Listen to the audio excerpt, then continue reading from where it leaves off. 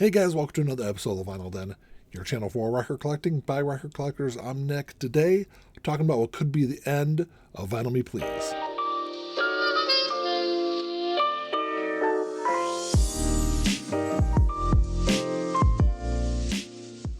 There's a bunch of links down below. You got links for the Vinyl Den Facebook group, for the merch page, for the Spotify and Apple Music playlist that I put together every week, and the Patreon page. So make sure you check all that out.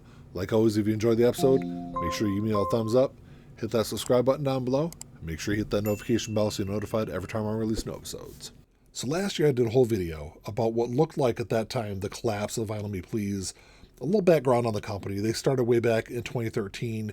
By 2024, the company had over 24,000 monthly subscribers. And the way their subscription service worked is you would subscribe to a specific track. So they had rock track, they had an R&B track, a country track. I think there was like 4 or 5 different tracks you could select. And then every month you would get an album from that track. Or you could always swap out and get something different, or you could just take store credit. And for the longest time, Vinyl Me Please was the gold standard in monthly record services. And then in 2022, Vinyl Me Please announced that because of all the global delays in record pressings and in record production, they were going to build their own plant.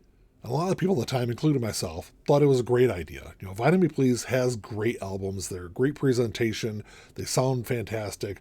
They're some of the better albums that you could buy on the market. So having more of those available, to buy is always going to be a great thing. But what a lot of people didn't know was when this idea was pitched to the VMP board, at least the way it was laid out, was this pressing plant was going to be completely independently run, operated, and funded. And even though Vinyl Media Pressing was going to be at least associated with Vinyl Me Please was going to have no financial interest in the pressing plant. And then early 2024, because of delays and the fact that the building wasn't up and operational yet, the board started looking into it more and discovered that the CEO and the CFO, at least allegedly, had been funneling hundreds of thousands of dollars out of Vinyl Me Please and into this new pressing plant. And at that time, it looked like the writing was on the wall, that they were going to have to slash cost, increase prices, just to stay viable. So it seemed like it was going to be the beginning of the end for Vinyl Me Please. And then in October last year, they started announcing all these different ways that they were going to drastically change their business model. So they first announced that they were going to discontinue 2 of their more popular tracks. They were going to get rid of the rock track,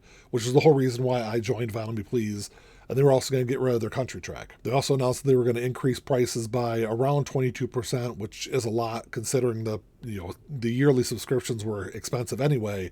The extra 22% was going to bump them like over $500 a year for like a 12-month subscription. And then they announced they're going to discontinue all international shipping. So if you're an international customer, you had no way, they're going to let you finish out your subscription, but after that, you weren't going to be able to renew. And then the most shocking thing to me was, it was either, I think, at the end of last year or the very beginning of this year, they announced that they were going to completely change their model. There were no longer going to be these like new monthly releases. So basically what it looked like to me was, they're just trying to sell off old stock and really not bring out and release new releases. And it was because of all this uncertainty that in November, I decided I wasn't going to renew my subscription. One of the big problems is, in advance of this pressing plant opening up, Vinyl Me Please really ramped up all these different pre-orders because they thought they were going to have a lot more capacity and press stuff that they had pressed, previously, had been out of stock. A lot of people have been wanting repressed.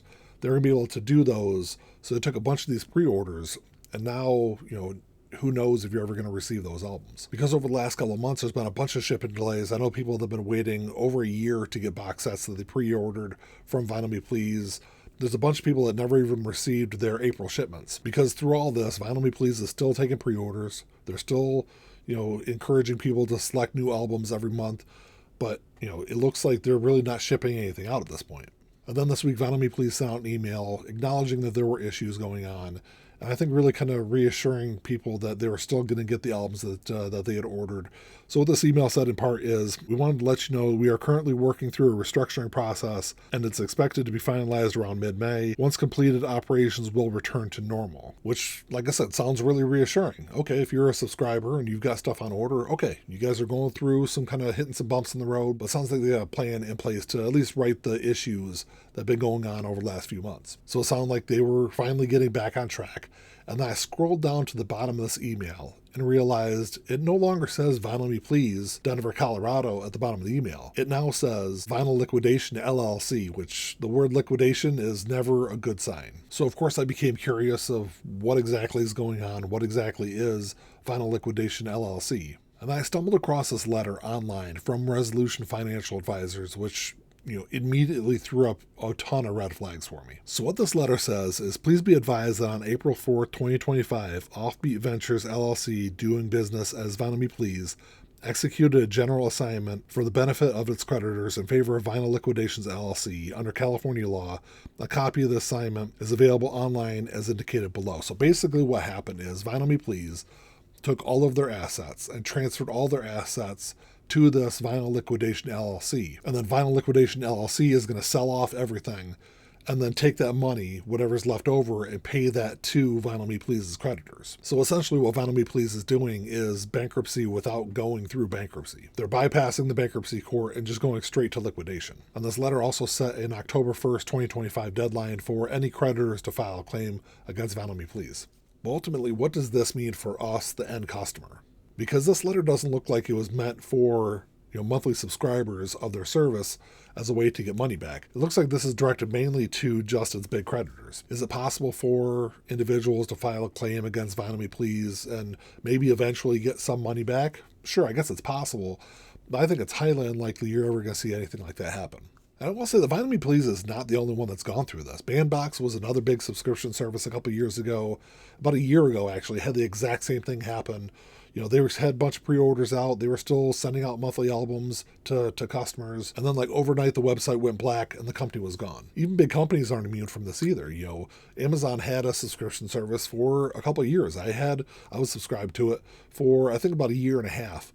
Every month I was getting albums. Now, granted, a lot of those albums I was sending back because I either had them in my collection or I really had no interest in them. But it was kind of the same thing. It was on there 1 month and all of a sudden it was just gone. I think really at this point, the only subscription services that are left out there are like the really small boutique ones. But if you're somebody that Vinyl Me Please owes money or merchandise to, I don't think it hurts to file a claim, even though it's unlikely you're ever going to see anything come out of it. And if you've ordered anything from them from the last couple of months, I highly recommend going through your credit card company and seeing if you get that money back. Because I'd be really surprised to see once this liquidation goes through, I don't think you're ever going to see Vinyl Me Please come back. They might still be around, but I don't think they're going to be anything like what they were before. And I don't think you're ever going to see really any of these pre-orders go out, which I know there's a lot of people upset about because there are people that have spent literally hundreds of dollars that, they've been waiting for albums and box sets to ship for over a year. And it's horrible to think that, they're just out that money. And this is all really unfortunate because, even though Vinyl Me Please was going through all these service hiccups, they were ending shipping, they were raising up their prices. At the end of the day, they put out great albums. And even though you're paying a lot of money for them, I think you're getting a lot of value out of them. I just know it's never a good thing when businesses go through liquidation because, the people that end up getting hurt are the customers, especially in a situation like this. I guess the ironic thing is, about 6 months after I released that video going over what I thought was going to be the impending doom of Vinyl Me Please, and it looks like we're at that point, that pressing plant, now known as Paramount Pressing, they're up and operational, they're thriving, they're cranking out albums, they're doing just fine. And I guess the question I have that I know we'll never have an answer to is, what would have happened had Vinyl Me Please just financially paired with this pressing plant officially?